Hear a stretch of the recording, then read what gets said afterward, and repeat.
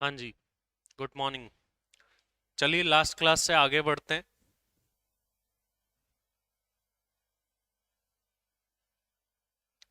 तो last class में हमने पूरा कर लिया था डी टी डबल ए। अब उससे आगे बढ़ रहे हैं। आज अपन स्टार्ट करेंगे ट्रांसफर प्राइसिंग। इंटरनेशनल टैक्स के अंदर ही एक नया टॉपिक। ये लास्ट क्लास में अपन ने ये वाला कंसेप्ट भी देखा था, परमानेंट एस्टेब्लिशमेंट वाला। इसके अलावा हमने एक और देखा था कि हर एक कंट्री के लिए अलग रेट निकालनी पड़ेगी। फॉरेन टैक्स क्रेडिट लेने के लिए बताओ कौन सा फॉर्म भरना होता है फटाफट से। फॉर्म नंबर 67 भरना होगा। चलिए आगे बढ़ते हैं अब। आज अपन जो टॉपिक स्टार्ट करने जा रहे हैं उसका नाम है ट्रांसफर प्राइसिंग।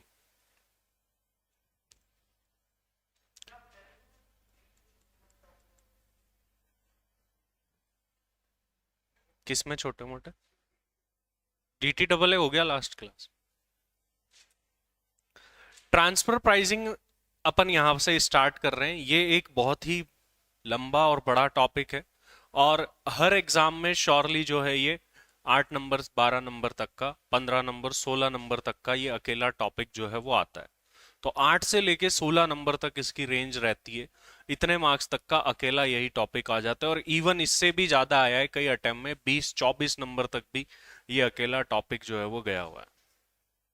आखिर ट्रांसफर प्राइसिंग टॉपिक क्या है? एक आप कॉस्टिंग में भी ट्रांसफर प्राइसिंग पढ़ते हैं, ठीक है, वो अलग है और ये अलग है। पहली बात, दोनों में डिफरेंस है। अब हमको ये देखना है कि लेकिन सर यहाँ पर क्या बताया गया है, क्या चीज है उसके बारे में। तो अभी अपन इसको स्टार्ट कर रहे हैं ट्रांसफर प्राइसिंग को। लंबा टॉपिक है, ध्यान देकर के पढ़ना है आपको पूरा इसको डिटेल में। और यहां से क्वेश्चन काफी टेक्निकल भी बनते हैं।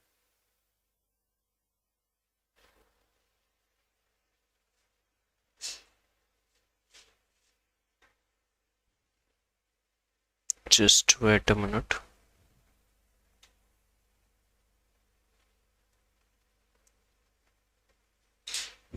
यस। अभी पहले अपन एक एग्जांपल समझ रहे हैं, ध्यान से समझिएगा इस एग्जांपल को।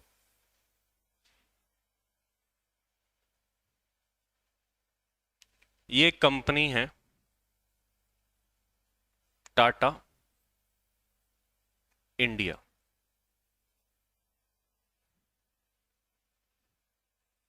और ये कंपनी है टाटा की, दुबई। ये दो कंपनीज है। देखो, ट्रांसफर प्राइसिंग चैप्टर क्यों बनाया गया पहले अपन वो समझ लेते हैं। काफी सारी कंपनीज क्या करती है कि दो देशों के बीच में ट्रांजैक्शन, मतलब उनकी ब्रांचेस, उनकी सिस्टर कंसर्न्स जो है दूसरे देशों में भी होती है। और ये लोग क्या करते हैं, अपनी इनकम्स को उन दूसरे देशों की तरफ डाइवर्ट कर देते हैं जहां पर टैक्स रेट क्या लग रही हो, कम लग रही हो। क्योंकि दुनिया में जो हर जगह है ना, टैक्स रेट सेम नहीं है। हर जगह टैक्स रेट्स क्या है, अलग अलग है। तो ये लोग क्या करते हैं, जो इंडिया वाली कंपनीज होती है या फॉरेन वाली कंपनीज, आपस में मिलकर के कुछ ऐसा सेटलमेंट कर लेते हैं जिससे इनकी इनकम उस जगह पर कम दिखाई जाए जहां पर टैक्स रेट ज्यादा है। ऐसे ही मान लीजिए कुछ कंपनीज अपने फॉरेन कंपनीज पर या 40% है, इंडियन पर 30% है। अब मान लो उन्हीं की कोई सिस्टर कंसर्न किसी दूसरे कंट्री के अंदर है, तो वो लोग क्या करते हैं, वो लोग अपनी इनकम्स को ज्यादा वहां दिखा देते हैं जहां कम हो। मान लो बाहर 5% ही टैक्स की रेट है, तो वो अपनी ज्यादा इनकम को कहाँ ट्रांसफर कर देते हैं, उस दूसरी कंट्री में, ताकि टैक्स क्या लग जाए। क्योंकि अल्टीमेटली पैसा तो खुद के पास ही रहना है, एक ही ग्रुप है, तो पैसा तो उन्हीं के पास रहना है। लेकिन होता क्या है वहां पर, जो यहाँ की इनकम थी वो वहां ट्रांसफर करके ओनली 5% में काम निकल जाता है। देखो यहाँ पर क्या बोला, यहां पर देखिए क्या बोला गया है, टाटा इंडिया और टाटा दुबई के बीच में कुछ ट्रांजेक्शन्स हो रहे हैं।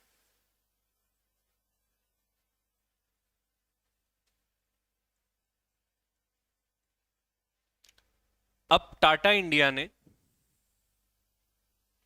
टाटा दुबई को कुछ गुड्स सेल किए आपस में। ये क्या है, एसोसिएट एंटरप्राइज है।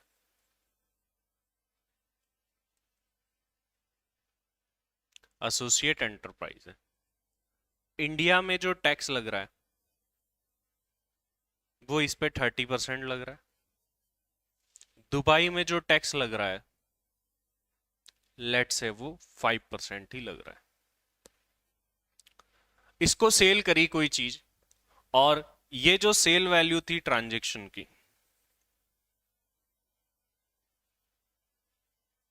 वो इन्होंने बताई कि हमने इस ट्रांजेक्शन को 5 लाख में किया। वहीं इस ट्रांजेक्शन की फेयर वैल्यू जो बनती है, फेयर वैल्यू जो बनती है वो 20 लाख रुपए है।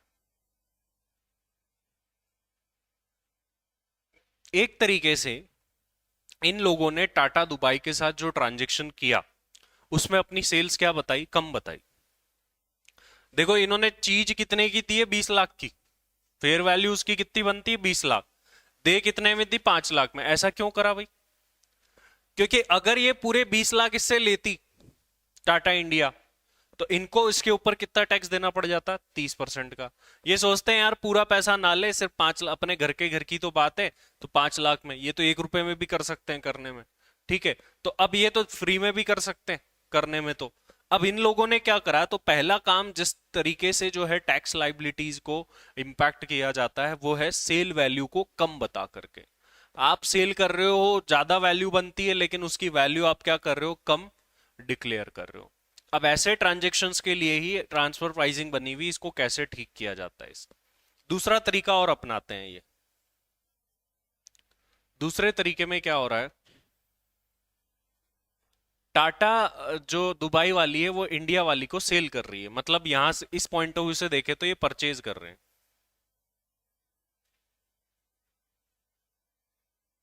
परचेज कर रहे हैं गुड्स। और इन्होंने गुड्स परचेज करे 50 लाख में, और वहीं इसकी जो फेयर वैल्यू थी वो 20 लाख थी। 20 लाख के जो गुड्स जनरली ये बेचती है दुबई वाली कंपनी दूसरों को, उसी गुड्स को इंडिया वाली कंपनी ने 50 लाख में खरीदा। सर ज्यादा में क्यों खरीदा? अब ये ज्यादा में खरीद के क्या करेंगे कि अपनी परचेज ज्यादा दिखाएंगे। परचेज ज्यादा दिखाएंगे तो खर्चा ज्यादा होगा, खर्चा ज्यादा होगा तो प्रॉफिट कम हो जाएगा, प्रॉफिट कम हो जाएगा तो टैक्स भी कम हो जाएगा। और ये 50 लाख रुपए एक तरीके से ट्रांसफर होकर के किधर चले जाएंगे, दुबई वाली कंपनी के पास। और दुबई वाली ओनली उसी इनकम पर कितना दे देगी, 5% दे देगी। पैसा तो घर का घर में ही रहा, लेकिन ट्रांजेक्शन को क्या करा, ज्यादा दिखा दिया। तो कंपनीज कैसे मैनिपुलेशन करती है, या तो सेल अगर करिए सिस्टर कंसर्न को, वो कम में दिखाई जाती है, ठीक है, कम वैल्यू पर दिखाई जाती है, या तो इस तरीके से, या फिर अगर एसोसिएट से परचेज करिए तो उस परचेज को ज्यादा वैल्यू पर दिखा करके भी जो है मैनिपुलेशन किया जाता है। एक और तरीका, ये लोग आपस में क्या करते हैं, लोन ले दे देते हैं एक दूसरे को। मान लो टाटा इंडिया क्या करती है, दुबई वाली से 1 करोड़ का लोन लेती है 50% इंटरेस्ट रेट पर। वही मार्केट में तो वही चीज 8% में मिल रही है, 50% पे क्यों लिया इसने? क्या रीजन रहा होगा कि इसने 50% पर जो है लोन ले लिया? सर ऑब्वियस सी बात है, ये ज्यादा इंटरेस्ट दे करके, पैसा तो यही का यही है, कहीं नहीं जा रहा, ज्यादा इंटरेस्ट अपने पीएनएल में शो करेंगे, और ज्यादा इंटरेस्ट शो करने से क्या होगा, फिर प्रॉफिट कम हो जाएगा, और प्रॉफिट कम हो जाएगा तो टैक्स कम बनेगा। तो इस तरीके से मान लो अब ये दोनों ने मिलकर किसी प्रोजेक्ट पर काम करा, एक ब्रिज बनाना था, और ब्रिज बनाने के लिए इनको मिले 1 करोड़ रुपए, दोनों ने बांट लिए आपस में। 80 करोड़ ये ले गई, 20 करोड़ ही इसको दिए, ठीक है। 100 करोड़ मान लो, 100 करोड़ में से 80 करोड़ तो ये दुबई वाली ले गई, और यहां पर 20 करोड़ इंडिया वाली को दिए, जबकि दोनों ने काम बराबर किया था। बताओ क्यों कम दिए इंडिया वाली को? क्योंकि इधर टैक्स कम लगेगा ना, तो इसके नाम पर ज्यादा बता दो। तो इस तरीके से भी मैनिपुलेशन किया जाता है। आगे इन सब तरीकों का देखेंगे कि क्या आगे इनका काम होता है, कैसे होता है। अब वही मान लो कॉस्ट की अगर मैं बात करूं, उस प्रोजेक्ट में कॉस्ट लगी दोनों की 10-10 करोड़, लेकिन 18 करोड़ तो इसके नाम से ही बता दी कि इसने लगाई 18 करोड़। बताओ क्यों बताई होगी? क्योंकि खर्चा ज्यादा बता करके उसकी इनकम को कम दिखा दो, और टैक्स क्या कर दो, कम कर दो। तो ऐसे बहुत सारे तरीके हैं जिनके अंदर अपनी सेल्स को कम बता करके, परचेज को ज्यादा बता करके, खर्चों को ज्यादा बता करके, इंटरेस्ट के, यहां पर इनकम को क्या किया जाता है, कम करने की कोशिश की जाती है। और इन्हीं ट्रांजैक्शंस का रोकने के लिए, इन्हीं ट्रांजैक्शंस का ट्रीटमेंट करने के लिए क्या बनाया गया है, ट्रांसफर प्राइसिंग का चैप्टर बनाया गया है कि ये कंपनीज जो ऐसे काम करती है, ये कंपनीज जो ऐसे मैनिपुलेशन करती है, आखिर उनको कैसे रोका जाए, इसके लिए ट्रांसफर। अब क्या होगा सर, ट्रांसफर प्राइसिंग क्या करेगा पता है, तुमने जो गड़बड़ करी है वो पता लगाएंगे, फिर तुम्हारी इनकम को वापस से क्या करेंगे, बढ़ा देंगे। जितना तुमने चोरी करने की कोशिश करी होगी ना, उसको वापस से एडजस्ट कर देंगे, बोलेंगे ये चोरी पॉसिबल नहीं है, इसको वापस से तुम्हारी इनकम में जोड़ रहे हैं और इसके ऊपर क्या दो, टैक्स दो। इसी काम को अपन को कहां पर सीखना है, ट्रांसफर प्राइसिंग में सीखना है। तो बताइए बेस क्लियर है कि नहीं चैप्टर का, यस और नो फटाफट से। क्लियर है, क्यों पढ़ते हैं इसको, नोट कर लो इस एग्जाम्पल को, ये काम आएगा अपने आगे।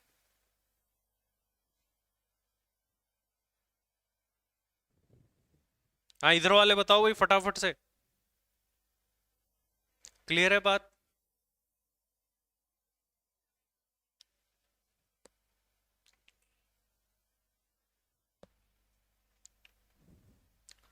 ये चैप्टर, इसको मैं चैप्टर बोलूंगा ट्रांसफर प्राइसिंग को, सबसे बड़ा चैप्टर और सबसे टेक्निकल चैप्टर है, मैं पहले ही बता रहा हूँ।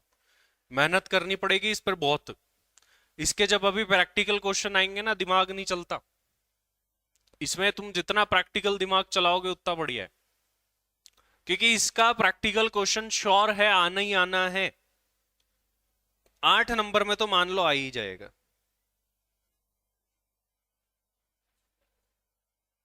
हम्म। एमसीक्यू तो 1 2 नंबर 3 नंबर, एमसीक्यू में जनरली फॉर्म नंबर पूछ लेंगे, जैसे 67 अपन ने देखा फॉरेन टैक्स क्रेडिट का, एमसीक्यू 4 5 नंबर के आते हैं। एमसीक्यू अपनी एमसीक्यू बुक आएगी, उसके अंदर सब कुछ रहेंगे, बस वो कर लो।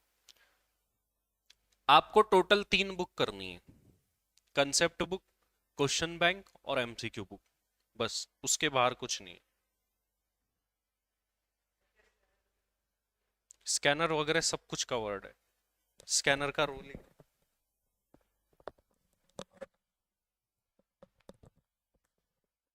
अब आपको ओनली बुक करनी है, स्कैनर कुछ नहीं करना, और डीटी आईडीटी में तो वैसे भी स्कैनर नहीं होते।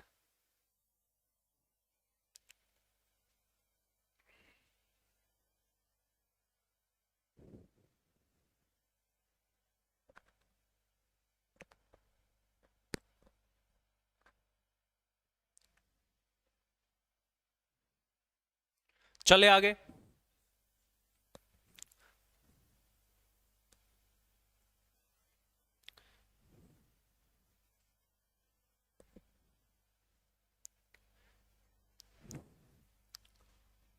यहां पर आप थोड़ा सा नोट करेंगे कि इस चैप्टर का आखिर बेस क्या होता है,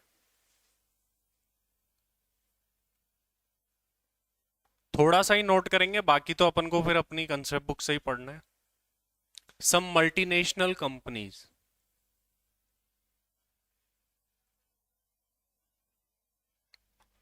try to reduce their incomes in that country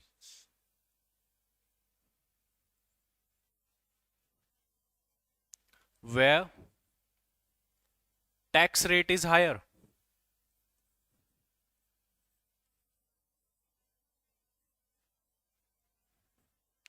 and shift such income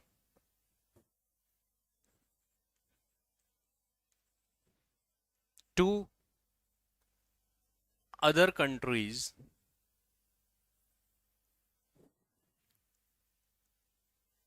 where tax rate is lower.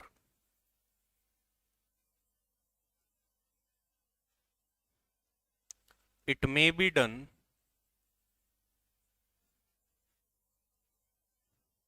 in following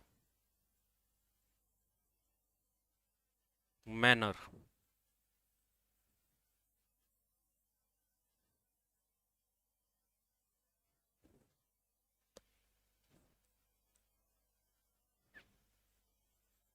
By showing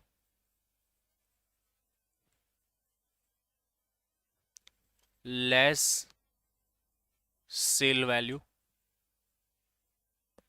sales कम बता दी। सेकंड तरीका, by showing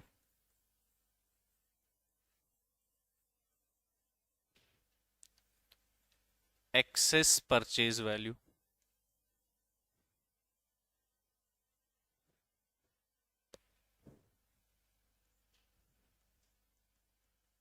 bye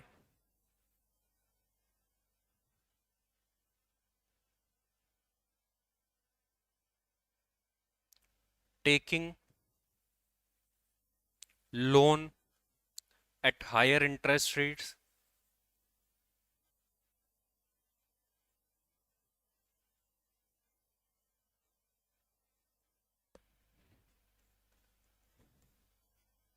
lower allocation of consideration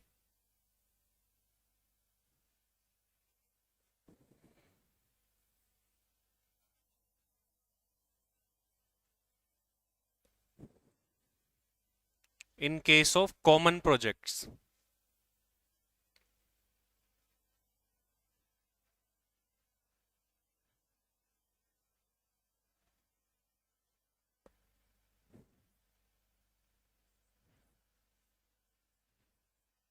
By showing excess cost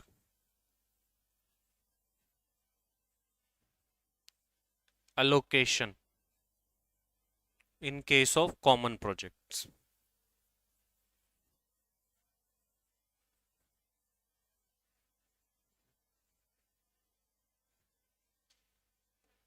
सो ये सारे तरीके हैं जिनके through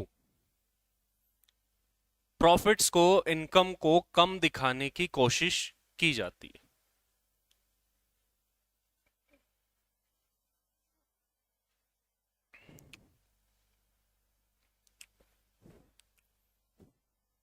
तो होपफुली आपने नोट कर लिए होंगे। अब अपन आगे बढ़ेंगे।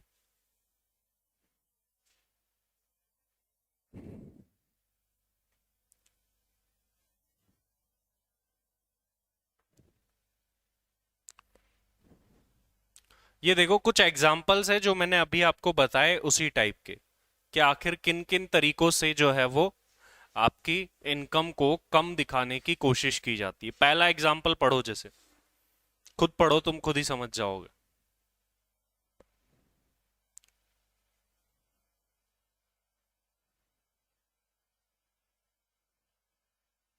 जो फेयर वैल्यू होती है ना, उसको आर्म्स लेंथ प्राइस बोलते हैं, अभी अपन सीखेंगे। यहां पर देखो क्या हुआ, कोई इंडिया की कंपनी है, उसने गुड्स या सर्विस प्रोवाइड कराई अपनी एसोसिएट एंटरप्राइज को, कितने रुपए में? 1 लाख में। जबकि फेयर वैल्यू उसकी कितनी बन रही थी? 3 लाख। क्या करा यहां पर? सेल वैल्यू को कम बता दिया। ये वाला काम यहां पर करा। अगला देखते हैं, देखो और कैसे करते हैं। यहां पर देखो क्या हुआ, एंटरप्राइज है इंडिया का, परचेज करे गुड्स एसोसिएट एंटरप्राइज से, कितने में? 2 लाख में। और वहीं फेयर वैल्यू कितनी बनती है? सिर्फ 70 में। ज्यादा में परचेज करे, क्यों करे? ताकि यहां का इनकम प्रॉफिट क्या हो जाए? कम हो जाए और टैक्स कम बने। ठीक है। और ये देखो, एक एंटरप्राइज है इंडिया का, उसने क्या करा? लोन लिया अपने एसोसिएट एंटरप्राइज जो कि यूके में है, उससे 24% की रेट पर। वहीं मार्केट में उसी इंटरेस्ट की कितनी चल रही है? 11% की रेट चल रही है। ठीक है। मतलब ये है कि जो एक्सेस है उसको क्या करना पड़ेगा? अपन को ठीक करना पड़ेगा। वो अपन आगे देखेंगे कैसे करते हैं। मतलब आर्म्स लेंथ इसका कितना था? 11 ही था, फेयर वैल्यू 11 ही थी। तो ये सारे ट्रांजेक्शन्स होते हैं जिनके अंदर ये प्रॉब्लम अराइज होती है। ये एक और केस है जिसमें होगा क्या, एक साथ काम करा, कॉस्ट ज्यादा अलोकेट कर दी इंडिया वाली एंटिटी पर। क्यों करते हैं ज्यादा? क्योंकि इससे भी प्रॉफिट कम हो जाएगा और फिर अल्टीमेटली टैक्स कम हो जाएगा। तो ये बहुत सारे तरीके हैं जिसके थ्रू जो है आपकी इनकम को कम दिखाने की कोशिश की जाती है। चलिए अब अपन आगे बढ़ते हैं और एक सेक्शन को यहां मैं ऐड ऑन कर रहा हूं, सेक्शन 92 सबसेक्शन 3, पहले फिर 92 पर आएंगे।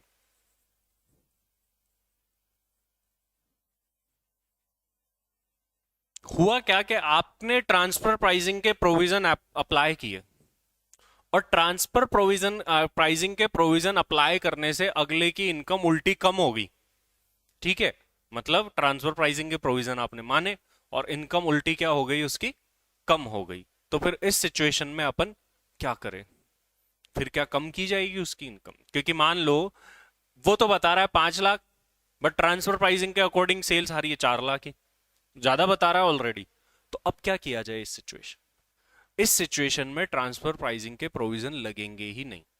ट्रांसफर प्राइसिंग के प्रोविजन की वजह से अगर इनकम कम हो रही है किसी एसएसी की, या फिर लॉस बढ़ रहा है किसी एसएसी का, लॉस बढ़ने से भी तो नुकसान है, वो सेट ऑफ कर लेगा इनकम के साथ, और इनकम कम हो रही है, तो ऐसे केसेस में ट्रांसफर प्राइसिंग के प्रोविजन लगेंगे ही नहीं। इंपॉर्टेंट केस है, पूछा जा सकता है। देखिए क्या बोला गया। नहीं, यहां पर वैसा केस नहीं है कि जिसमें एसएसी का बेनिफिट है वो ले लो। यहां पर क्योंकि एसएसी खुद ही डिक्लेयर कर रहा है मैंने इतना कमाया, उधर डिक्लेयर थोड़ी करता था, उधर तो रिलीफ वगैरह हम निकालते थे, तो फायदा हुआ वो देती। या तो एसएसी खुद बोल रहा है मैंने 5 लाख की सेल करी है, तो आप जबरदस्ती थोड़ी ना कम कर दोगे उसकी, सेल्स तो उतनी रहेगी। If due to transfer pricing provisions,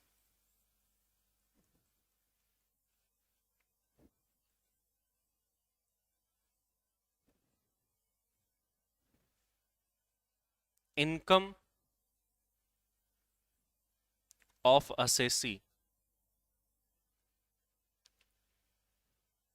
get reduced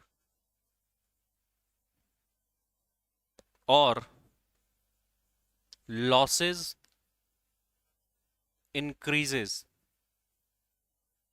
then provisions of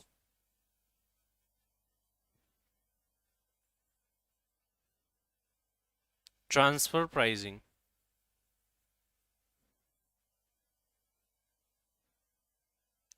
will not be applicable।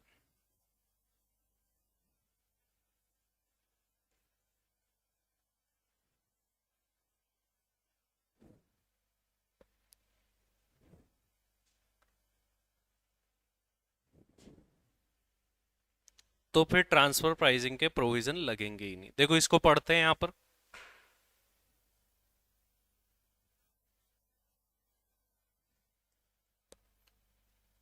Section 92 subsection 3 clarifies that provision of this section shall not apply where, कब अप्लाई नहीं होंगे, computation of income or determination of allowance or expense or interest or determination of any cost expense allocated or apportion has the effect of reducing the income of chargeable to tax, increasing the losses of the assessee to whom transfer pricing is applied।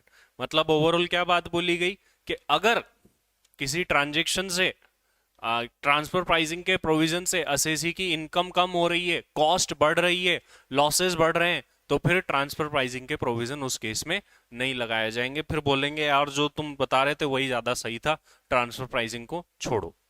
ये बात बोली गई। बताइए clear है कि नहीं ये बात? ठीक है, इधर वाले बताओ फटाफट से भाई,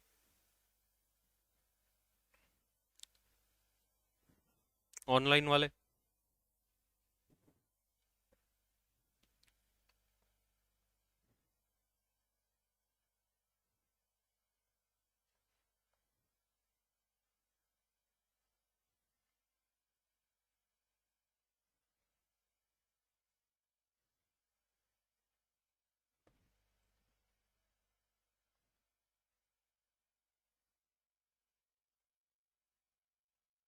ये हमने कर लिया।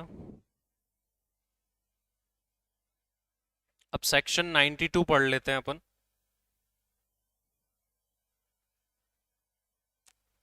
वही सबसे मेन सेक्शन है जो यहां पर चार्ज करेगा, वही बताएगा कि कब जाकर के जो है वो ट्रांसफर प्राइसिंग के प्रोविजंस अप्लाई होंगे। अच्छा, इसमें नहीं डाला हो।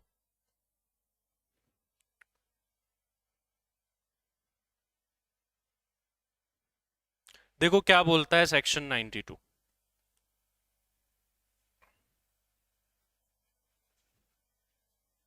इंपॉर्टेंट सेक्शन है, सेक्शन भी याद रखना है। सेक्शन 92 क्या बोलता है सेक्शन 92? सेक्शन 92 क्या बोलता है, ध्यान से सुनो। सेक्शन 92 बोलता है कि एसोसिएट एंटरप्राइज के बीच में होने वाला, किसके बीच में? एसोसिएट। मतलब पहली बात तो ये है कि ये सेक्शन ही कब लगेगा, जब ट्रांजेक्शन किसके बीच में हो रहा हो? एसोसिएट एंटरप्राइज के। अब हमें नहीं पता एसोसिएट क्या होती है, वो अपन पढ़ेंगे 92A सेक्शन में।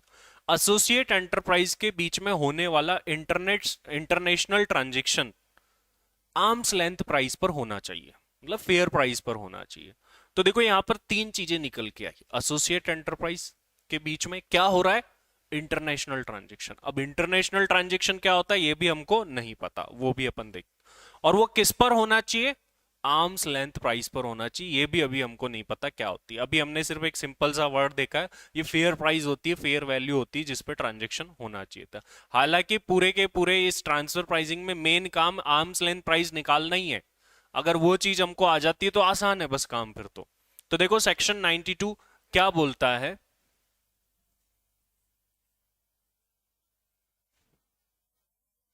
Any type of international transaction, चलो इसको अपन अलग कलर में, any type of international transaction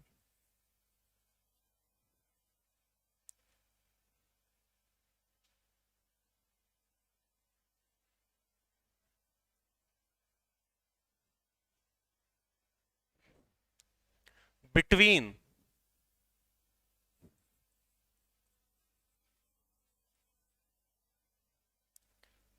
associate enterprise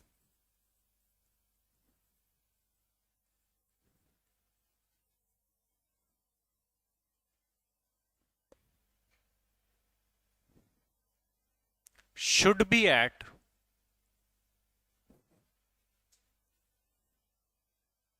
carried out at लिख लो, should be carried out at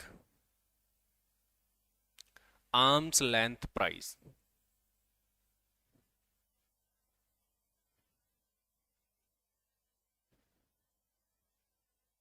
ये बात सेक्शन 92 ने बोली कि एसोसिएट एंटरप्राइज के बीच में होने वाला इंटरनेशनल ट्रांजैक्शन किस पर होना चाहिए? आर्म्स लेंथ प्राइस पर होना चाहिए।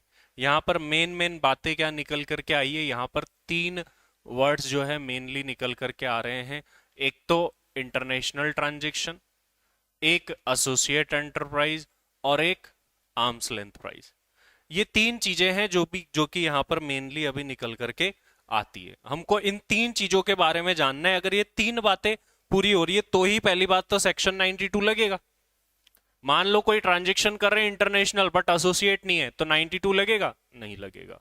ठीक है, ट्रांजेक्शन का नेचर इंटरनेशनल ही नहीं है तो लगेगा क्या? डोमेस्टिक नेचर का ट्रांजेक्शन है, लगेगा क्या सेक्शन? नहीं लग। हालांकि हम देखेंगे आगे कुछ डोमेस्टिक ट्रांजेक्शन्स को यहां पर कवर किया गया है ट्रांसफर प्राइसिंग, कि कुछ डोमेस्टिक ट्रांजेक्शन यहां पर कवर्ड है। जनरली डोमेस्टिक ट्रांजेक्शन कवर्ड नहीं है बट कुछ स्पेसिफाइड डोमेस्टिक ट्रांजेक्शन है जो कि यहां पर कवर्ड है। अभी यहां पर देखिए इसका मतलब तीन जरूरी बातें निकल करके आती है यहां पर। अगर हम देखें तो थ्री इंपॉर्टेंट थिंग्स यहां पर निकल करके आ रही है जो कि हमको डिस्कस करनी है। Associate enterprise, international transaction, arms length price. ये तीन चीजों को अपन को डिटेल में पढ़ना है भाई। कहां कहां पढ़ेंगे सर, कौन कौन सा सेक्शन है? एसोसिएट एंटरप्राइज के बारे में कहां पढ़ेंगे? इंटरनेशनल ट्रांजैक्शन के बारे में कहां पढ़ेंगे? आर्म्स लेंथ प्राइस के बारे में कहां पढ़ेंगे? तो बेटा एसोसिएट एंटरप्राइज जो है ना वो बताया गया है सेक्शन 92A में।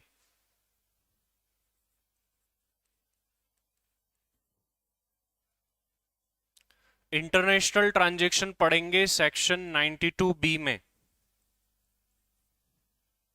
और सेक्शन 92C में पढ़ेंगे हम आर्म्स लेंथ प्राइस।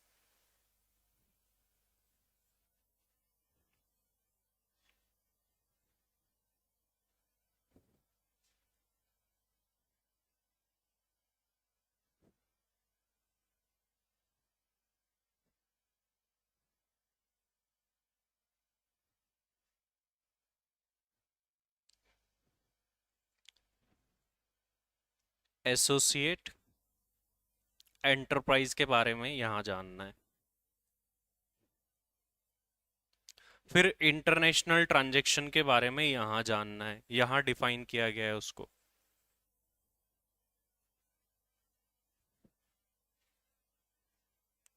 फिर आर्म्स लेंथ प्राइस के बारे में यहां जानना है।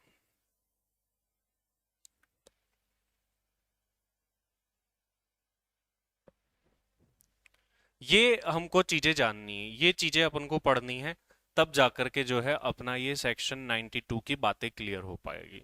तो इन तीन को अपन को डिटेल में पढ़ना होगा। इन तीन चीजों को डिटेल में पढ़ने के बाद ही जो है अपन आगे की चीजें सीख पाएंगे। बताइए ये बात क्लियर है कि नहीं, यस और नो? तो 92 क्लियर है सेक्शन, तीन बातें बोलता है। एसोसिएट एंटरप्राइज के बीच में होने वाला international transaction arms length price में होना चाहिए। सेक्शन भी बड़े सिंपल से ए बी सी, एसोसिएट का ए, इंटरनेशनल का बी और आर्म्स लेंथ का सी। ये तीन सेक्शन जो है यहां पर रोल रखते हैं।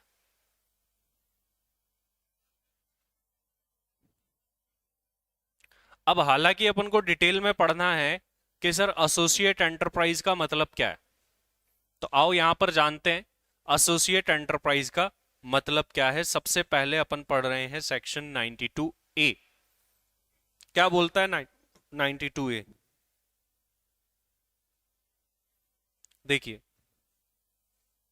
Meaning of associate enterprise. Associate enterprise किसे मानेंगे? देखो, एसोसिएट एंटरप्राइज दो टाइप के होंगे यहां पर, एक तो ये जो डेफिनेशन में है वो, और एक डीम्ड एसोसिएट एंटरप्राइज। डिटेल है मतलब डेफिनेशन, नेक्स्ट क्लास तक भी अपन क्या पढ़ रहे होंगे, एसोसिएट एंटरप्राइज क्या क्या होते हैं, बहुत सारे केसेस यहां पर आने वाले हैं। यहां पर देखिए क्या बोला गया है कि एसोसिएट एंटरप्राइज का मतलब क्या होगा, in relation to another enterprise means an enterprise. मतलब एक एंटरप्राइज दूसरे का एसोसिएट तब कहलाएगा जब इन दोनों में से कुछ हो रहा हो, पहली बात। तो फिर आगे और भी चीजें, क्या बोला गया, विच participates directly or indirectly or through one or more intermediary. जो पार्टिसिपेट करता है डायरेक्टली खुद, या फिर इनडायरेक्टली खुद, या फिर एक या एक से ज्यादा इंटरमीडियरी मीडिएटर के थ्रू। किसमें? इन द मैनेजमेंट और कंट्रोल और capital of the other enterprise. मतलब जब एक बिजनेस, एक एंटरप्राइज दूसरे एंटरप्राइज के अंदर डायरेक्टली या इनडायरेक्टली खुद कंट्रोल कर रहा है कोई चीजें, मैनेजमेंट को, या फिर किसी और मीडिएटर के थ्रू क्या करवा रहा है, कंट्रोल करवा रहा है, तो यह माना जाएगा कि वो दोनों ऑर्गेनाइजेशन आपस में क्या है, एसोसिएट एंटरप्राइज है। पहली बात तो ये बोली गई। दूसरी बात क्या बोली गई, or in respect of which one or more person who participate directly or indirectly or one or more intermediaries in its management or control or capital are the same person who participate directly indirectly through one or more intermediary in the management or control of the capital of the enterprise। मतलब क्या बोला गया, देखो यहां पर यह बोला गया, ये एक कंपनी है ए लिमिटेड और ये अपनी एक कंपनी है बी लिमिटेड। ए लिमिटेड खुद डायरेक्टली या इनडायरेक्टली कंट्रोल एंड मैनेजमेंट में पार्टिसिपेट कर रहा है बी लिमिटेड के, तो ये आपस में क्या माने जाएंगे, एसोसिएट एंटरप्राइज। अब क्या हो रहा है कि यहां पर इसमें एक व्यक्ति है मैनेजमेंट का, वही सेम व्यक्ति इसमें भी है, कंट्रोल एंड मैनेजमेंट देख रहा है, ए नाम का एक व्यक्ति, तो भी ए और बी क्या मान लिए जाएंगे आपस में, एसोसिएट एंटरप्राइज। मतलब ये हुआ कि या तो एक एंटरप्राइज डायरेक्टली इनडायरेक्टली उसी दूसरे एंटरप्राइज में कंट्रोल या मैनेजमेंट कर रहा है, या फिर एक बिजनेस का, एक कंपनी का कोई व्यक्ति, वही सेम व्यक्ति किसी दूसरे ऑर्गेनाइजेशन में क्या कर रहा है, कंट्रोल और मैनेजमेंट कर रहा है। तो इन दोनों में से कोई भी कंडीशन हुई तो ये आपस में बिजनेसेस क्या मान लिए जाते हैं, एसोसिएट एंटरप्राइज मान लिए जाते हैं। बताइए ये बात क्लियर है कि नहीं, यस और नो? क्लियर है? इधर बताओ फटाफट से भाई सभी लोग। एसोसिएट एंटरप्राइज का इनिशियल बात क्लियर है क्या? अभी बहुत सारे केसेस आएंगे इसमें जो अपन को विद एग्जांपल देखने हैं डिटेल में। चलिए तो इस क्लास में इतना ही रख लेते हैं। नेक्स्ट क्लास में अपन बात करेंगे डीम्ड एसोसिएट एंटरप्राइज, मतलब बहुत सारे और भी केसेस है, अभी ये नहीं है। अभी देखो कितने सारे केस है आगे, ये बहुत सारे केसेस है, ABCDEF GHIJ M तक है, M तक केसेस है। फिर इनके एग्जाम्पल भी मैंने डाल दिए हैं साथ में, हर एक पॉइंट का एग्जाम्पल है। ठीक है, चलिए इस क्लास में करते हैं इतना ही, मिलेंगे नेक्स्ट क्लास में। Thank you very much. चलिए तो अपन बढ़ते हैं लास्ट क्लास से आगे।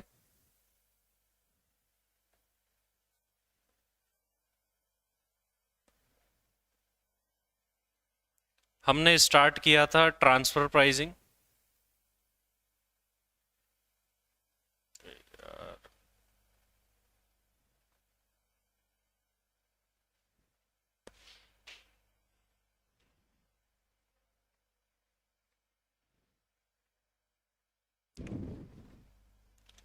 तो हम पढ़ रहे थे ट्रांसफर प्राइसिंग, और ट्रांसफर प्राइसिंग के अंदर हमने देखा था कि ट्रांसफर प्राइसिंग के जो प्रोविजन है वो कब लगेंगे, कैसे लगेंगे, इन बारों में चीजों के बारे में अपन बात कर रहे थे।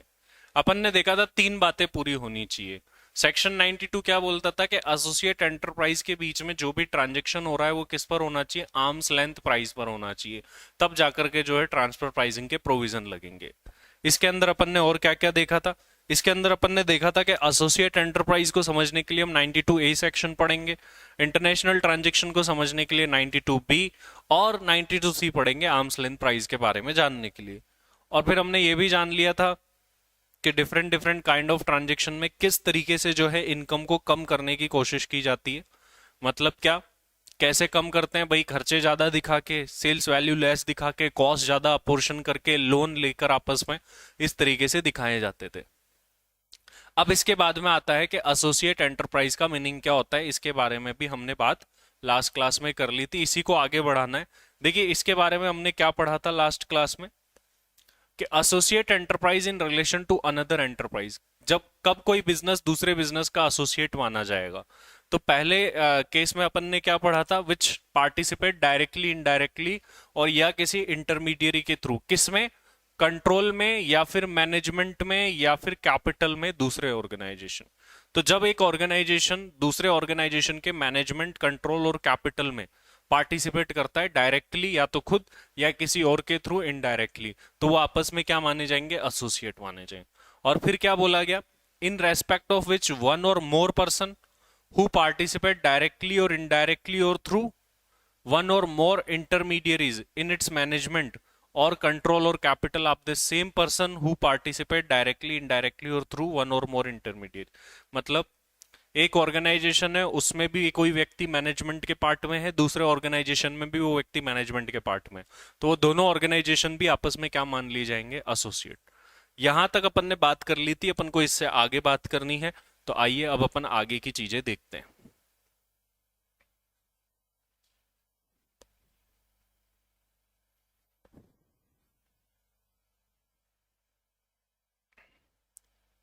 अब अपन जानने जा रहे हैं डीम्ड एसोसिएट एंटरप्राइज। मतलब ये दो कंडीशन जो अपन ने पढ़ी वो पूरी हो रही है तो एसोसिएट माने ही जाएंगे दो ऑर्गेनाइजेशन। और यहां जो अपन कंडीशन पढ़ने वाले हैं, अगर इनमें से भी कोई पूरी हो रही है तो भी दो ऑर्गेनाइजेशन एसोसिएट माने जाएंगे। अब वो कंडीशन कौन कौन सी है एक एक करके समझते हैं डिटेल में, और यहां से क्वेश्चन बनने के भी चांसेस होते हैं बिल्कुल। पहला क्या बोला देखो, हाँ थ्योरी एमसीक्यू सब बन सकता है। आपसे कुछ केस भी देके पूछा जा सकता है कि ये एसोसिएट है या नहीं, या फिर आपसे थ्योरेटिकली पूरा ही पूछा जा सकता है 8 नंबर में, डीम्ड एसोसिएट एंटरप्राइजेस कब। देखो क्या बोला गया, one enterprise hold shares carrying not less then 26% of the voting power in the other enterprise. मतलब क्या है, देखिए पहले पॉइंट को समझते हैं। पहला पॉइंट क्या बोल रहा है, ये एक एंटरप्राइज है, दूसरा ये ए लिमिटेड, ये बी लिमिटेड।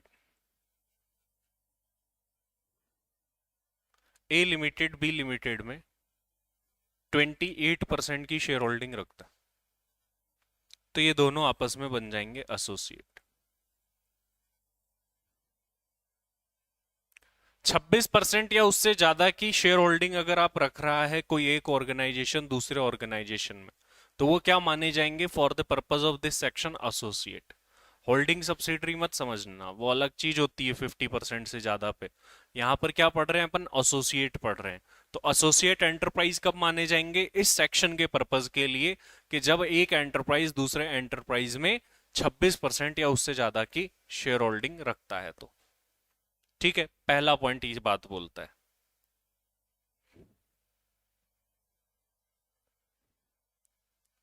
अब देखिए यहां पर अगला पॉइंट क्या बोलता है।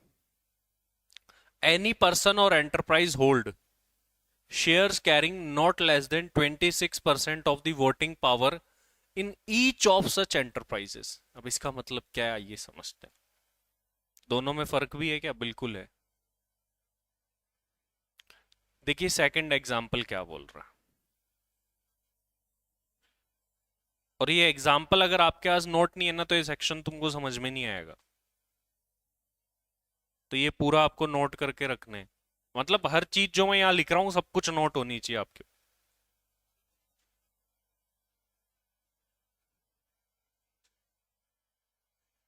ये एक कंपनी है, इस ऑर्गेनाइजेशन में वो 27% की होल्डिंग रखती,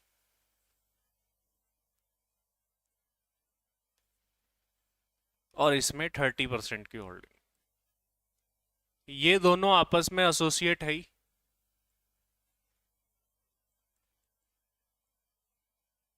ये दोनों भी आपस में एसोसिएट है, और बी और सी भी आपस में एसोसिएट माने जाएंगे। तो जब कोई कंपनी में, जब कोई व्यक्ति किसी दूसरे ऑर्गेनाइजेशन में 26% से ज्यादा की होल्डिंग रखता है तो वो उसके तो रिलेटेड मतलब एसोसिएट है ही है, साथ ही साथ में वो दोनों भी आपस में क्या मान लिए जाएंगे? एसोसिएट मान लिए जाएंगे। ये अपन को पॉइंट नंबर 3 बताता है। अगला केस देखते हैं कि और क्या हो जाए कि एसोसिएट मान लिया जाएगा।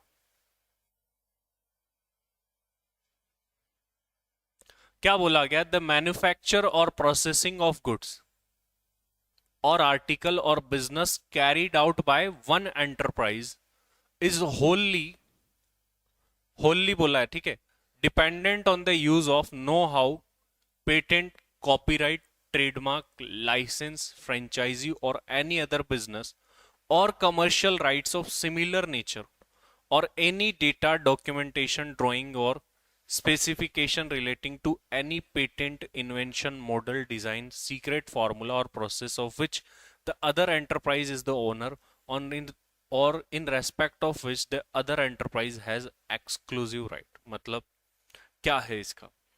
एक एंटिटी, एक बिजनेस का चलना दूसरे बिजनेस के नो हाउ, कोई टेक्नोलॉजी होगी, ठीक है, पेटेंट, कॉपीराइट, इन चीजों के ऊपर ही डिपेंड करता है। अगर उस दूसरे ऑर्गेनाइजेशन का पेटेंट, कॉपीराइट, नो हाउ नहीं हो तो ये वाला ऑर्गेनाइजेशन चल ही नहीं सकता। ऐसा हो रखा है तो वो आप दोनों आपस में क्या मान लिए जाएंगे? एसोसिएट। देखो वापस से पढ़ते हैं। अभी इसमें अंदर क्या बोला गया है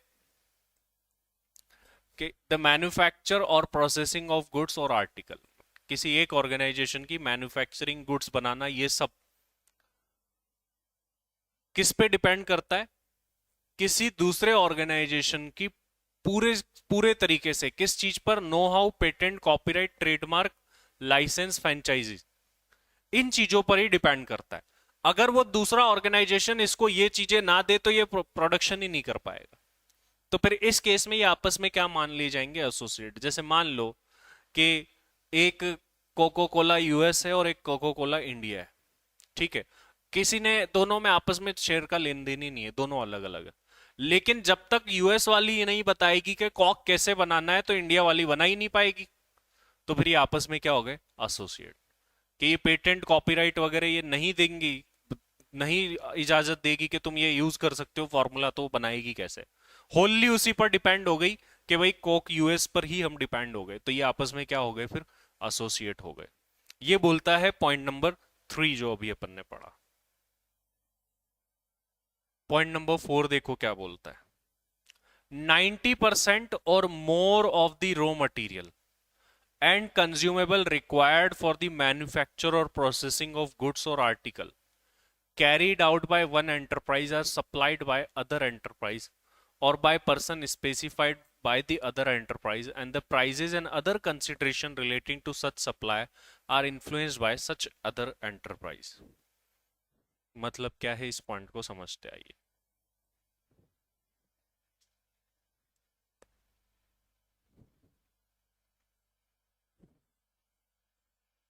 ये एक कंपनी है एक्स लिमिटेड,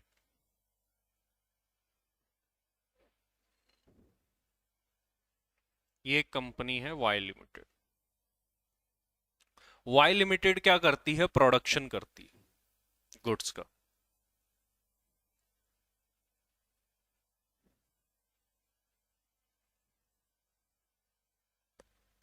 और इसको प्रोडक्शन करने के लिए रॉ मटेरियल चाहिए होता है। रॉ मटेरियल इसको कौन देता है? X limited. तो सर रॉ मटेरियल खरीदने से क्या हो गया? तो और रॉ मटेरियल कितना है? 90% और मोर ऑफ टोटल रिक्वायरमेंट। मतलब वाई लिमिटेड को जितनी रिक्वायरमेंट है उसका 90% या उससे ज्यादा तो अकेले एक्स लिमिटेड ही दे रहा है, या फिर कोई थर्ड पार्टी एक्स लिमिटेड ने जो अपॉइंट कर रखा है या बता रखा है, any third person specified by the other enterprise, या वो दे रहा है। ठीक है। ऐसी अगर सिचुएशन है, साथ ही साथ में इस ट्रांजेक्शन से रिलेटेड जो प्राइसिंग एंड ऑल है ना, प्राइस एंड अदर कंडीशंस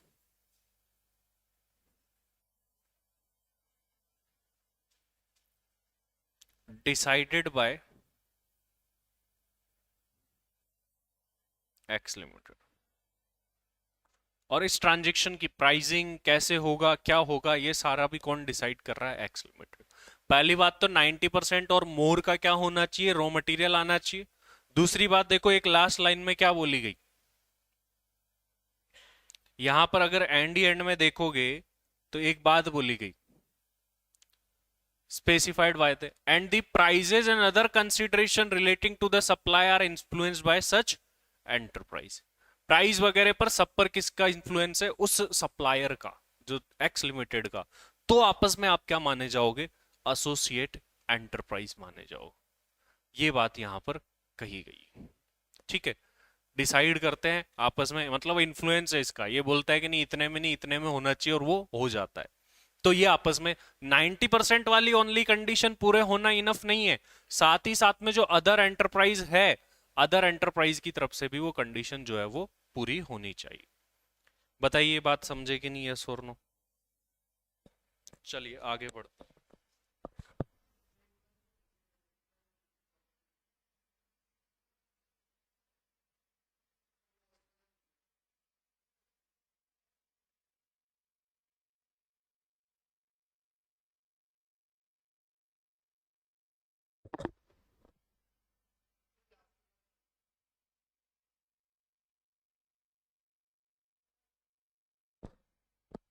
जो चल रहा है वो कॉपी किया जा सकता है, बाकी जो रह गया उसके लिए जगह छोड़ी जाती है।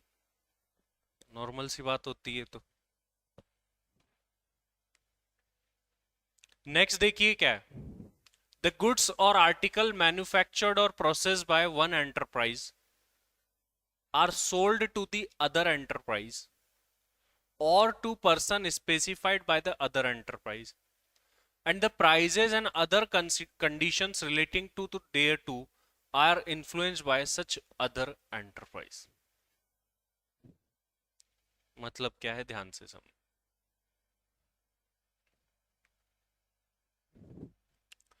ये एक ऑर्गेनाइजेशन है एक्स लिमिटेड।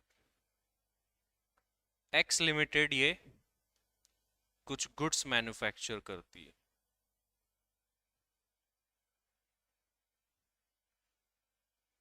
ये गुड्स मैन्युफैक्चर किए एक्स लिमिटेड ने। ये मैन्युफैक्चर्ड गुड्स आगे किसको सेल किए जाएंगे? आगे वाई लिमिटेड को सेल किए जाएंगे।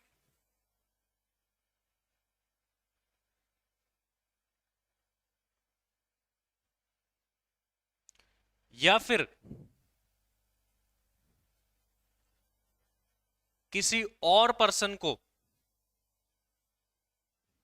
जिसको स्पेसिफाई वाई लिमिटेड ने किया है।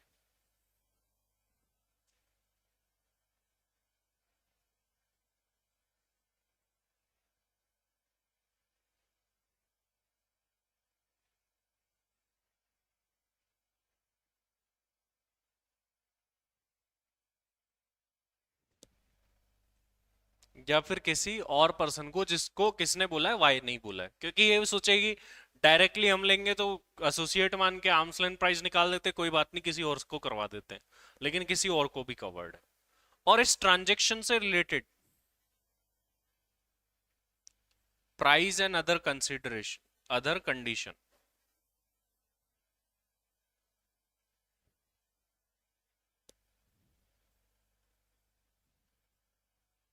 इन्फ्लुएंस्ड बाय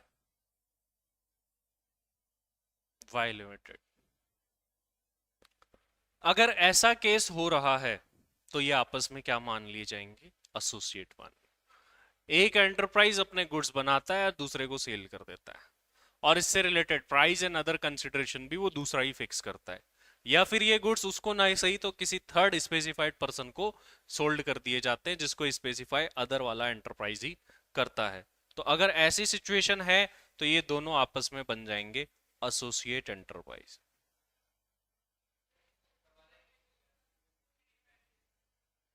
ऊपर वाले केस में इसमें तो रात दिन का अंतर है।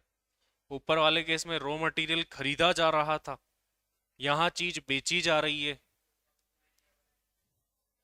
इस पे Holi dependent no how patent copyright कहाँ है इसमें? 90% तो रॉ मटेरियल खरीदने वाला था, उसमें तो खरीद रहे, इसमें बेच रहे हैं। पहली बात तो यही रात दिन का अंतर है दोनों पॉइंट में। उसमें खरीदने की प्राइस है, इसमें बेचने की प्राइस है, कितनी बड़ी फर्क है दोनों में। एक में तो उधर तो बेच रहा है, खरीद रहा है वो रॉ मटेरियल, इधर तो वो बना के बेच रहा है। ये कोई चीज खरीदता है किसी से और वो फिक्स कर रहा है जिससे खरीद रहे हैं, तब ये आपस में एसोसिएट बन जाएंगे। वो इधर तो ये बेच रहा है, बना दिया इसने, दोनों में बहुत बड़ा फर्क है।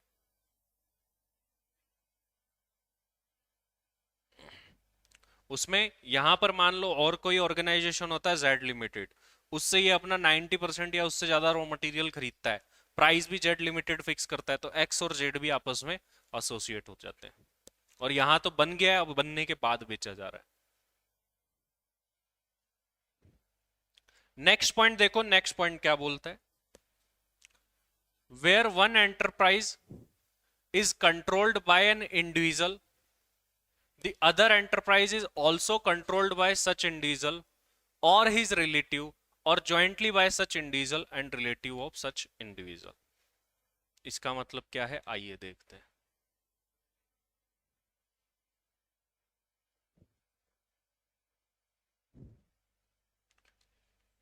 यहां पर हम दो कंपनी की बात करने जा रहे हैं।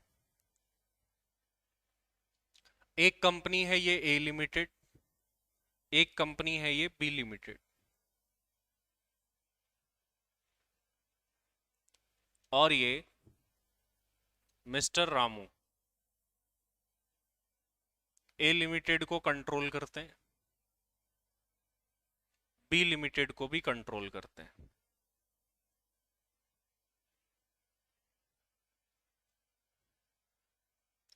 अब ये ए और बी आपस में क्या बन जाएंगे? आपस में एसोसिएट। इस व्यक्ति के तो है ही, क्योंकि ये तो कंट्रोल कर रहा है, तो वो तो सीधे सीधे हो ही जाएंगे। और अगर किन्हीं दो एंटरप्राइज को एक ही व्यक्ति के द्वारा कंट्रोल किया जा रहा है, या तो ये खुद कर लेगा या इसका कोई रिलेटिव कर रहा होगा तो भी, और या फिर ये और इसका रिलेटिव दोनों मिलके कर रहे होंगे, तो भी अब ये क्या करेगा, ये बोलेगा यार मैं इन दोनों को कंट्रोल करूंगा तो इनको एसोसिएट बना देंगे। बोला एक काम करते हैं यार, रिश्तेदार को बोला यार तू कर ले, ठीक है। बोला ऐसा नहीं, मतलब थोड़ा तो मैं कर लेता हूँ, थोड़ा तू कर ले, तो कुछ भी कर लो, ये दोनों आपस में एसोसिएट माने।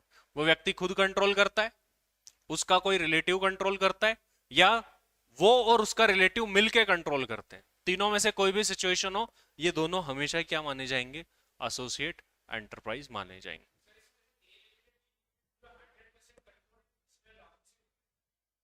100% कंट्रोल की बात ही नहीं, ओनली कंट्रोल बोला है। 100%, 90% ऐसा कुछ नहीं बोला। हम्म। शेयर होल्डिंग और कंट्रोल एक ही होते हैं क्या? मैनेजमेंट कंट्रोल अलग चीज होती है, शेयर होल्डिंग अलग चीज होती है, पहली बात तो। ठीक है, कंट्रोल तो प्रमोटर भी करते हैं, शेयर होल्डिंग नहीं है उसके पास। तो शेयर होल्डिंग और control are both different thing. ठीक है, शेयर होल्डिंग से आपको वोटिंग राइट मिलता है, आप कंट्रोल थोड़ी ना कर लेते हो उस चीज को, तो वो अलग चीज है। कंट्रोल मतलब ये है कि ऐसा करना चाहिए तो वैसा ही होगा, उसको बोलते हैं कंट्रोल। उसने बोला कि यहां से ये चीज ऐसे करनी है तो वैसे ही हो रही है, तो इसको बोला जाता है कंट्रोल करना। अगला पॉइंट देखिए, नेक्स्ट पॉइंट क्या बोलता है, where one enterprise is controlled by HUF, एक एंटरप्राइज को एचयूएफ कंट्रोल कर रही है, द अदर दूसरा एंटरप्राइज जो है वो एचयूएफ का ही कोई मेंबर कंट्रोल कर रहा है, और उसी मेंबर का कोई रिलेटिव कंट्रोल कर रहा है, और जॉइंटली एचयूएफ का मेंबर और उसका रिलेटिव। मतलब एक एंटरप्राइज को कोई एचयूएफ कंट्रोल कर रही है, दूसरा एंटरप्राइज को उसी एचयूएफ का कोई मेंबर कंट्रोल कर रहा है, तो वो दोनों एंटरप्राइज आपस में क्या बन जाएंगे, रिलेटेड। एक्स को कंट्रोल कर रहा है, एक्स लिमिटेड को कंट्रोल कर रहा है एबीसी एचयूएफ, वाई को कंट्रोल कर रहा है ए, जो एचयूएफ का मेंबर है, तो दोनों आपस में क्या माने जाएंगे, रिलेटेड माने जाएंगे। इसमें साथ ही साथ में एक और बात बोली गई कि अगर मान लीजिए उस एचयूएफ का कोई मेंबर का रिलेटिव भी है, तो भी जो है इस केस में ये आपस में रिलेटेड माने जाएंगे, एक्स लिमिटेड और Y limited. X limited controlled bye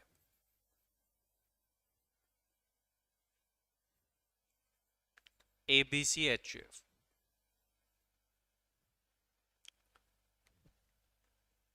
Y limited को कंट्रोल कर रहा है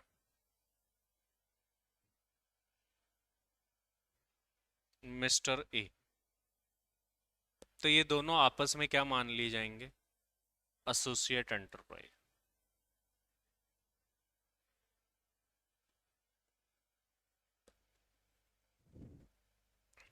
और ए का कोई रिलेटिव भी कर रहा है, ए बी सी का कोई रिलेटिव है, क्योंकि ये डायरेक्टली आएंगे तो ये सोच रहे हैं एसोसिएट बन जाएंगे, अपने रिश्तेदार को करवा देते हैं, तो भी क्या बनेगा, ये आपस में वही बनेगा एसोसिएट। तो मतलब एचयूएफ का कोई मेंबर या फिर मेंबर का कोई रिश्तेदार क्या करते हैं, इन दोनों एंटरप्राइज को कंट्रोल कर रहे हैं, तो ये आपस में रिलेटेड बन जाएंगे, एसोसिएट बोलेंगे, रिलेटेड।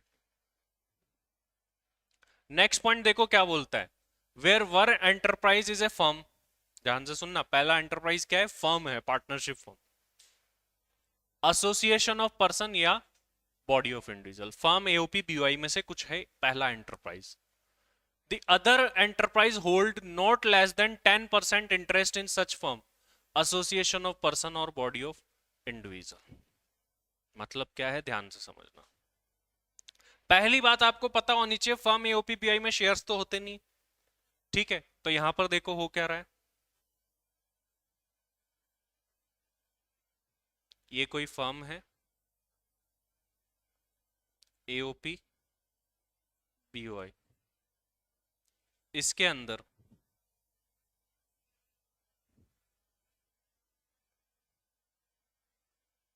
जीएससी लिमिटेड इस फर्म में क्या करता है, इस फर्म के अंदर जीएससी लिमिटेड होल्ड करता है, शेयर्स तो हो ही नहीं सकते, इंटरेस्ट, मतलब इतना इसकी होल्डिंग है, इंटरेस्ट है, प्रॉफिट शेयरिंग है, ऐसा चीज बोल सकते हैं, 10% और मोर का। तो ये फर्म और जीएससी लिमिटेड आपस में एसोसिएट बन।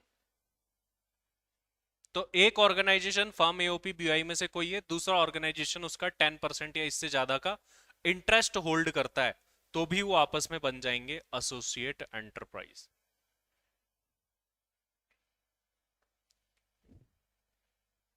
अगला पॉइंट देखो, a loan advance by one enterprise to the another enterprise consist not less than 51% of the book value of the total asset of other enterprise. Important point है, ध्यान से देखिएगा। और यहां पर बोला गया revaluation of asset shall not be ignored, revaluation को इग्नोर नहीं करना है।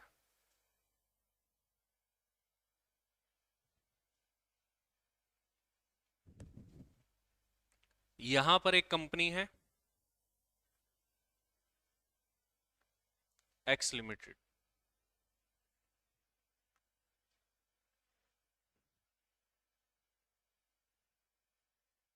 यहां एक कंपनी है वाई लिमिटेड। एक्स लिमिटेड की असेट की बुक वैल्यू जो है वो है 100 करोड़, और एक्स लिमिटेड ने वाई लिमिटेड को लोन दे रखा है 60 करोड़, तो ये आपस में बन जाएंगे एसोसिएट। मतलब दूसरे एंटरप्राइज की असेट की जो बुक वैल्यू है, अगर उस बुक वैल्यू के 51% या ज्यादा पार्ट क्या ले रखा है, दूसरे ने लोन के रूप में ले रखा है किसी और से। यहां 100 करोड़ इसकी बुक वैल्यू है असेट की, और दूसरे ऑर्गेनाइजेशन से कितना ले रखा है, 60 करोड़ का लोन। तो बुक वैल्यू का 60% तो अकेले इससे ही ले रखा है, तो ये आपस में क्या बन जाएंगे, एसोसिएट। रिवैल्यूएशन मतलब ये असेट रिवैल्यू भी की जा सकती है। अब बाद में मान लो ये 200 करोड़ पे रिवैल्यू हो गई रिवैल्यूएशन में, और ये 60 ही है, तो अब नहीं बन रहा 51, तो ये एसोसिएट नहीं माने जाएंगे एज पर दिस पॉइंट। तो ये असेट अगर रिवैल्यू हुई है तो रिवैल्यू भी होगा। ज्यादातर जगह नहीं होता है, लेकिन यहां पर रिवैल्यूएशन को परमिट किया गया है। नेक्स्ट पॉइंट क्या बोलता है, one enterprise guarantees not less than 10% of the total borrowing of the other enterprise. Simple सी बात है, दूसरे ऑर्गेनाइजेशन ने जितना लोन ले रखा है, एक्स और वाई लिमिटेड दो ऑर्गेनाइजेशन है, वाई लिमिटेड ने 100 करोड़ का लोन ले रखा है, उसमें से 30 करोड़ के लोन के लिए गारंटी दे रखी है एक्स लिमिटेड ने, तो दोनों आपस में क्या बन जाएंगे, एसोसिएट एंटरप्राइज।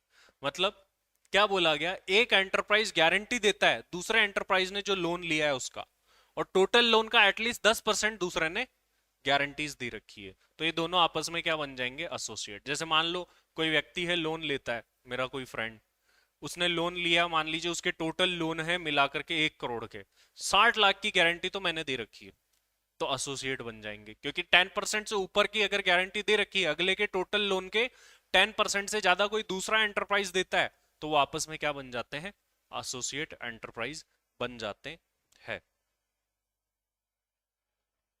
अगला पॉइंट देखते हैं, चलिए।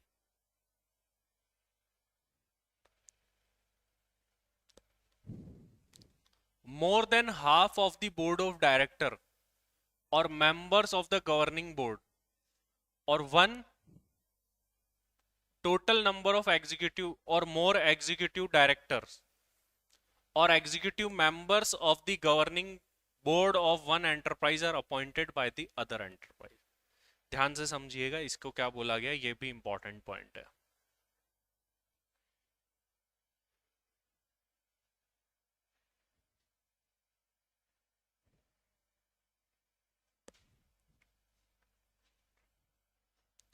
एक एंटरप्राइज है और ये सेकंड एंटरप्राइज है,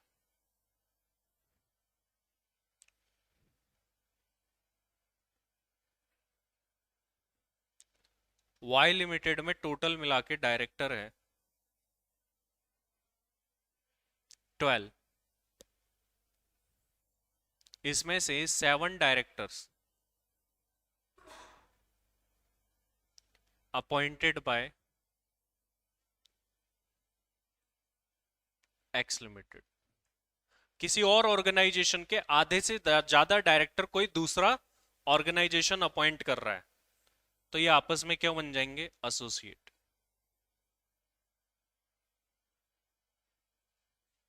ये आपस में एसोसिएट एंटरप्राइज बन जाएंगे।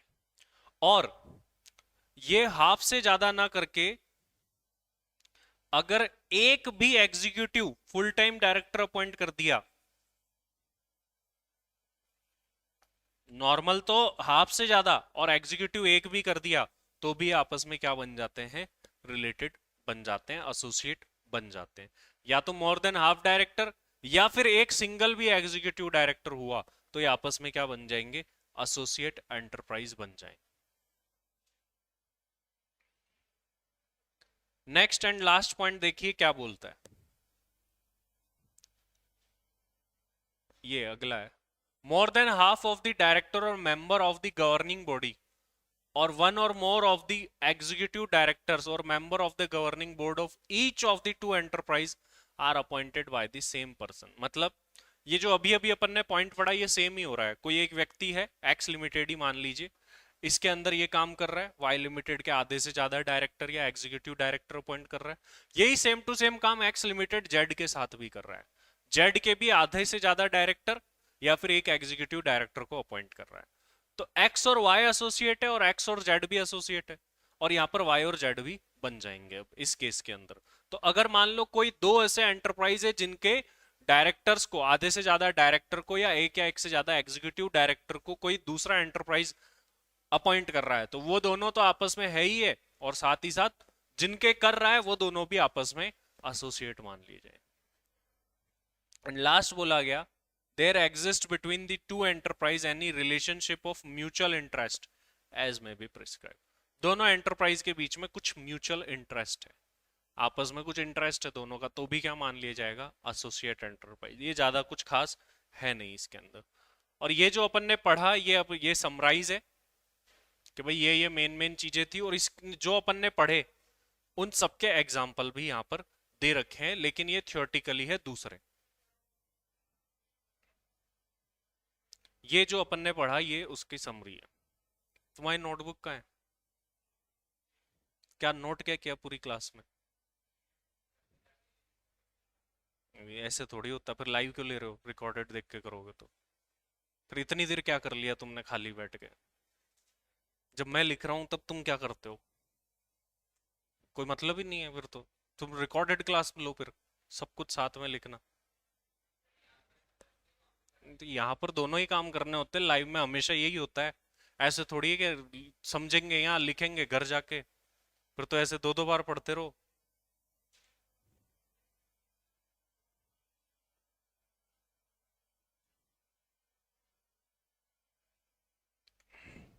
कंट्रोल का मीनिंग मैंने बता दिया था करण, क्या होता है कंट्रोल का मीनिंग, कि भाई जैसा वो दूसरा बोलता है वैसा ही होता है।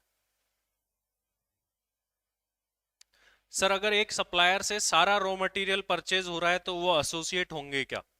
अगर वो supplier price and terms condition पर इंफ्लुएंस रखता है तो, मान लो सारा तो कर रहे हो but price and terms condition पर उसका इंफ्लुएंस नहीं है तो नहीं होंगे,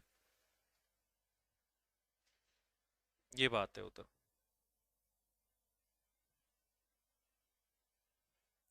तो ये सारी की सारी बातें अपन ने एसोसिएट एंटरप्राइज के बारे में पढ़ ली। अब आप क्या करेंगे, जो बुक है आपके पास में उसके ये सारे एग्जाम्पल्स एक बार आप पढ़ेंगे घर से। ये सारे के सारे एग्जाम्पल्स आपको पढ़ने हैं with point two point match करके। यहां से केस बना करके एमसीक्यू पूछा जा सकता है आपसे, ध्यान रखिए। तो ये बहुत सारे केसेस जो है मैंने यहाँ पर दे दिए हैं, इसमें कोई भी किसी में भी आपको डाउट हो तो वो भी पूछ सकते हैं। नेक्स्ट क्लास में अपन इंटरनेशनल ट्रांजेक्शन्स के बारे में डिस्कस करेंगे कि इंटरनेशनल ट्रांजेक्शन की डेफिनेशन क्या होती है। अभी बता देता हूं, ये तो छोटी है 2 मिनट की, क्या क्लास क्या लगानी इसके लिए। कब किसी ट्रांजेक्शन को इंटरनेशनल ट्रांजेक्शन माना जाएगा? जब किसी ट्रांजेक्शन में एक व्यक्ति तो रेसिडेंट है और दूसरा नॉन रेसिडेंट है, या फिर दोनों ही नॉन रेसिडेंट है, लेकिन वो ट्रांजेक्शन टैक्सेबल कहां हो रहा है, इंडिया में हो रहा है। दोनों नॉन रेजिडेंट है तब तो क्या, कब मानेंगे, जब उसका टैक्स लेने का हक भी इंडिया के पास आ रहा हो। मान लो कोई एक डोनाल्ड ट्रंप एक व्यक्ति है, ठीक है, एक जॉय बाइडन है, आपस में ट्रांजेक्शन कर रहे हैं, तो इंडिया का क्या हक? इंडिया का हक तब बनेगा जब उस ट्रांजेक्शन की टैक्सेबिलिटी किसी कारणवश कहां पड़ गई हो, इंडिया में। तब वो बोलेगा कि इंटरनेशनल ट्रांजेक्शन हम टैक्स लेंगे। चलो अब उसको छोड़ते हैं, नॉर्मल केस में बात करें तो जब दूसरी पार्टी नॉन रेसिडेंट है और एक पार्टी रेसिडेंट है, तो इस ट्रांजेक्शन को क्या माना जाएगा? इंटरनेशनल ट्रांजेक्शन माना जाएगा। अब इंटरनेशनल ट्रांजेक्शन काफी नेचर्स में हो सकता है, जैसे हो सकता है कि वो सेल का हो, लीज का हो, ट्रांसफर और use of any tangible intangible property का हो, किसी सर्विस का हो, कोई सर्विस वगैरह देनी हो, कोई बोरोविंग लोन वगैरह देना हो, गारंटी देना हो, ये सब कुछ इंटरनेशनल ट्रांजेक्शन में आता है। देखो इसकी डेफिनेशन पढ़ते हैं। International transaction means transaction between two और मोर associate enterprise.